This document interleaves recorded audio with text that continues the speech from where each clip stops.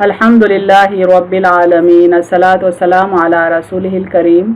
अस्सलामु अलैकुम नाज़रीन इकराम। कानून निकाह के तहत हम आज हिस्से पंजुम कवर कर रहे हैं। इसका थीम है ज़राए निकाह यानी मीडियम ऑफ मैरिज।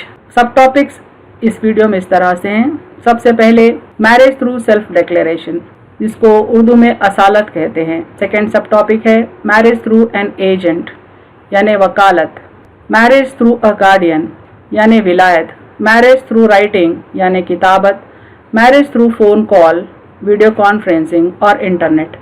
यानी इन ज़राए से क्या निकाह मुनक़िद हो सकता है। अगर हो सकता है तो हम इनकी तफसील देखेंगे। सबसे पहले है असालत के ज़रिए निकाह यानी मैरिज थ्रू सेल्फ डिक्लेरेशन।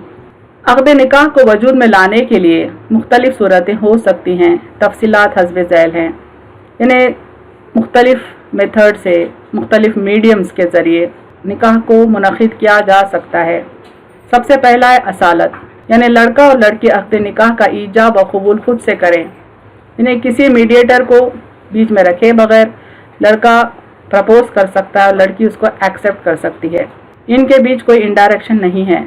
अगर लड़का आक़िल व बालिग हो, यानी लड़का अक़ल रखने वाला, समझदार हो और एडल्ट हो, तो वो बज़ात खुद ईजाब व कबूल कर सकता है। अगर लड़की आक़िला व बालिगा हो, यानी लड़की भी अक्लमंद हो, अक्ल रखने वाली हो, मजनून हो और एडल्ट हो, तो हनफिया के नज़दीक वो भी अपना निकाह खुद कर सकती है। इनेक़ाद निकाह के लिए वली की मोहताज नहीं है। यानी इमाम अबू हनीफा के पास लड़का लड़की अगर आक़िल व बालिग हों तो वली की ज़रूरत निकाह के लिए नहीं रहती।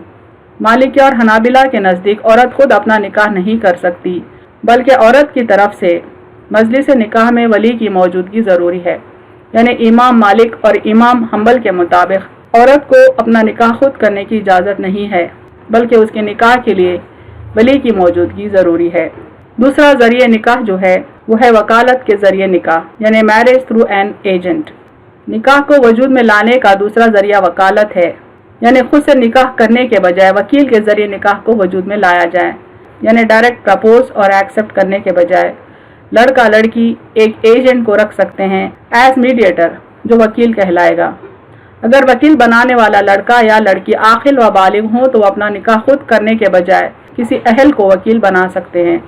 यानी अगर लड़का और लड़की आक़िल हैं, मजनू नहीं हैं, पागल नहीं हैं और बालिग हैं यानी एडल्ट हैं, नाबालिग नहीं हैं, तो वो अपना निकाह खुद करने के बजाय किसी शख्स को, किसी मीडिएटर को वकील बना सकते हैं।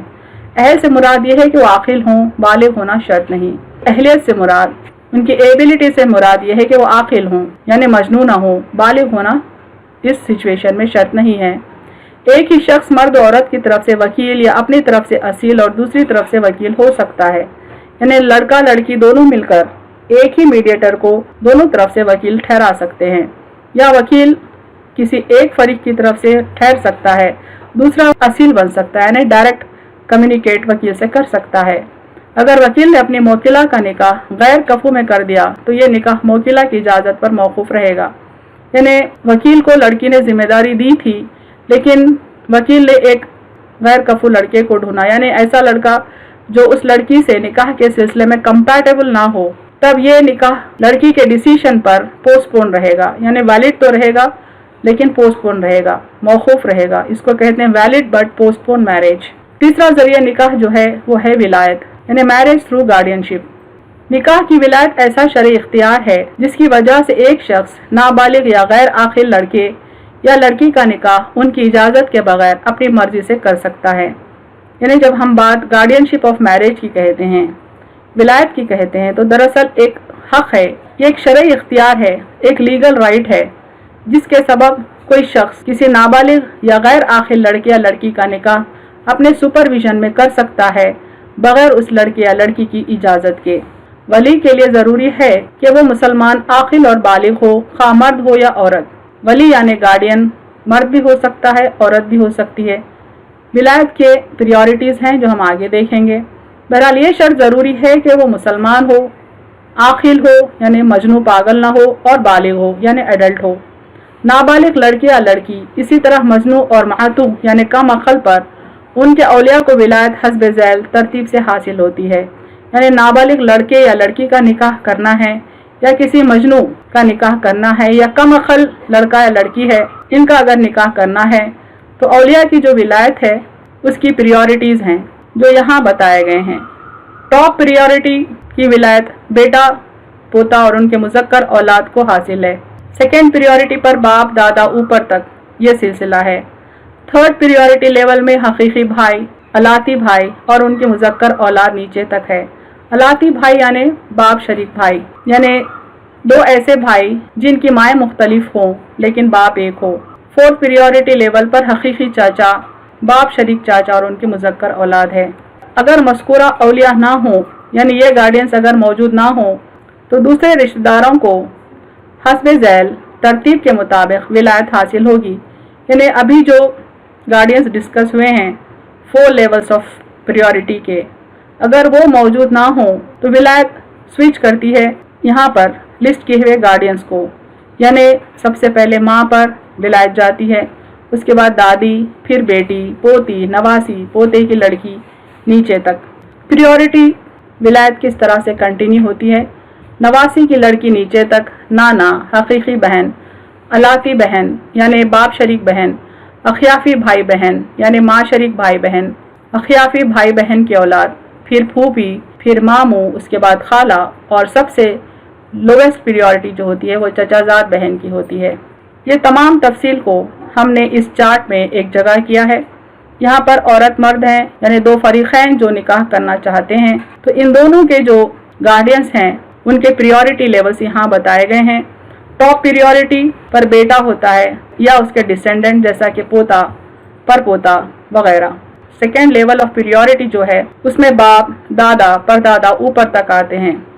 थर्ड लेवल ऑफ प्रियोरिटी में हकीकी भाई और उनकी मुज़क्कर औलाद आती है, फिर अलाती भाई और उनकी मुज़क्कर औलाद, अलाती भाई यानी बाप शरीक भाई। फोर्थ प्रियोरिटी लेवल में हकीकी चाचा और उनकी मुज़क्कर औलाद आती है और उसके बाद अलाती चाचा और उनकी मुज़क्कर औलाद आती है। ये 4 प्रियोरिटी लेवल्स में भी अगर गार्डियंस मौजूद ना हो, कोई वली इन लेवल्स का मौजूद ना हो, तब 5वें लेवल पर माँ वली होती है। अगर माँ ना हो तो दादी वली होती है, उस तरह से बेटी वली होती है, फिर पोती, नवासी, पोते की लड़की नीचे तक ये वली होते हैं। और ये भी ना हो तो फिर नवासी की लड़की नीचे तक ये सिलसिला विलायत का इनको पहुंचता है। उसके बाद ये भी ना हो तो नाना वली होते हैं, नाना ना हो तो हकीकी बहन, ये ना हो तो अलाती बहन, अगर ये ना हो तो अखियाफी भाई बहन होते हैं, और अगर ये भी ना हो तो फिर अखियाफी भाई बहन की औलाद को विलायत जाती है। ये भी ना हो तो फूफी वली होती है, ये ना हो तो मामू, मामू ना हो तो खाला, खाला भी ना हो तो चाचाजाद बहन पर विलायत ट्रांसफर हो जाती है। अगर कोई ऐसा आदमी है या कोई ऐसी लड़की है जो इस्लाम लाती है यानी तमाम वली गैर मुसलमान हो, तब उनका वली इस्लामी हुकूमत का खलीफा होता है। अगर एक किस्म के चंद वली जमा हो तो उनमें विलायत इस वली को हासिल होगी जिसे कुर्बे खराबत हासिल हो।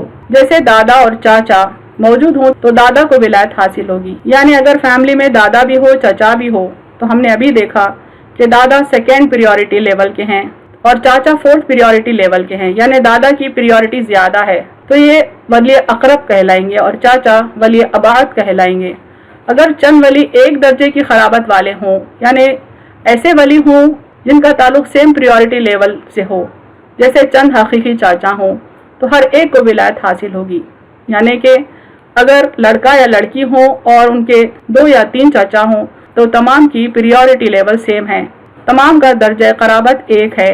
उनमें से जो वली भी निकाह कर देगा वो निकाह नाफिज होगा और दूसरे वली का इख्तियार ख़त्म हो जाएगा। यानी 2-3 चाचा बैक वक्त मौजूद हो तो कोई भी चाचा वली बन सकता है, और वली बनकर जब वो निकाह करता है लड़के या लड़की का, तब दूसरे वलियों को निकाह कराने का हक ख़त्म हो जाता है, यानी विलायत का हक ख़त्म हो जाता है।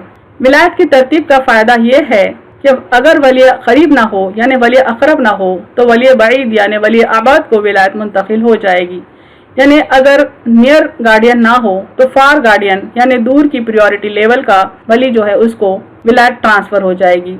अगर किसी वली करीब के रहते हुए वली बईद ने निकाह कर दिया तो निकाह वली करीब की इजाज़त पर मौकूफ़ रहेगा। यानी अगर किसी ख़ानदान में मुख्तलिफ औलिया मौजूद हों, एक से ज़्यादा वली मौजूद हों, और निकाह के वक्त वली बईद ने निकाह पढ़ा दिया जबकि वली करीब मौजूद था, تو پھر یہ نکاح اس وقت تک نافذ نہیں ہوگا جب تک کہ ولی قریب نے اس کی اجازت نہ دی ہو۔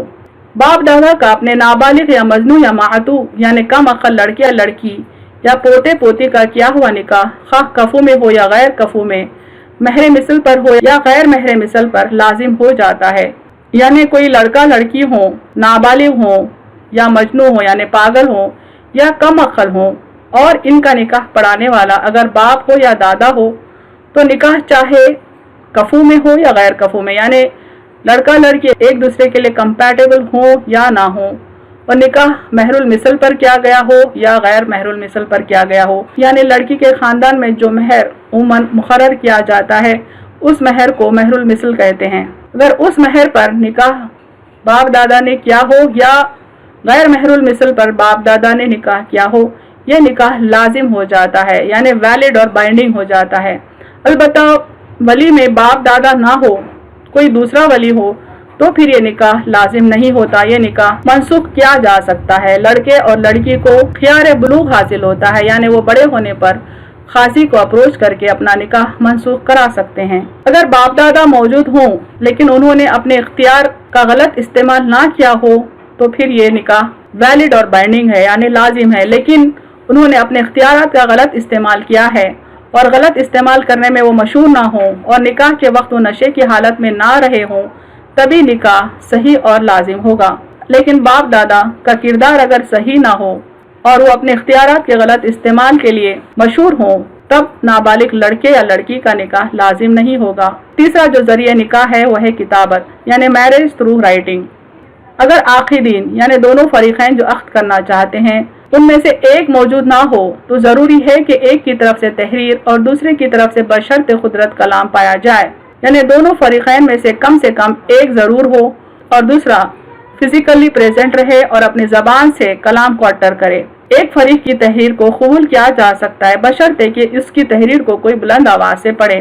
جیسے مرد نے خط لکھا کہ میں تم سے نکاح کی پیشکش کرتا ہوں، تو عورت کا صرف لکھ دینا کافی نہیں کہ مجھے منظور ہے، یعنی پرپوزل اگر رائٹنگ میں دیا گیا ہے تو ایکسیپٹنس بھی رائٹنگ میں نہیں دیا جا سکتا، بلکہ ضروری ہے کہ وہ دو گواہوں کے سامنے خط پڑھ کر سنائے اور پھر اپنی قبولیت کا اظہار کرے۔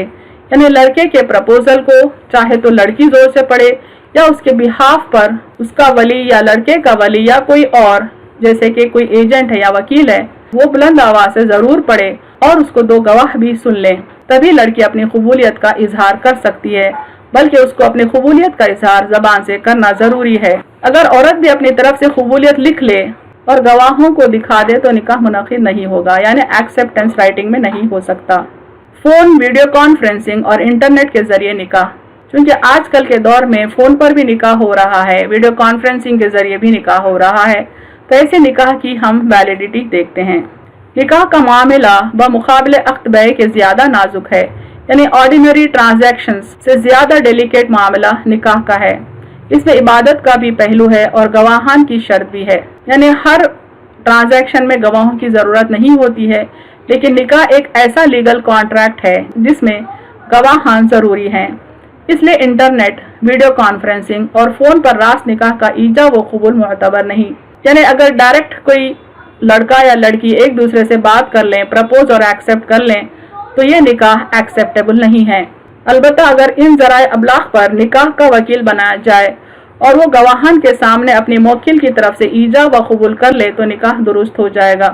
یعنی لڑکا اور لڑکی کے بیچ اگر کوئی وکیل ٹھہرایا جائے اور وہ وکیل گواہوں کے سامنے لڑکے کا پرپوزل لڑکی کے سامنے رکھے اور لڑکی نے جو ایکسیپٹ کیا ہے اس کو کنوے اگر وہ لڑکے کو کرتا ہے تو یہ نکاح درست ہو جائے گا۔ لیکن اس صورت میں بات ضروری ہوگی کہ گواہان وکیل بنانے والے غائب شخص سے واقف ہوں یا ایجاب و قبول کے وقت اس کا نام مع ولدیت ذکر کیا جائے۔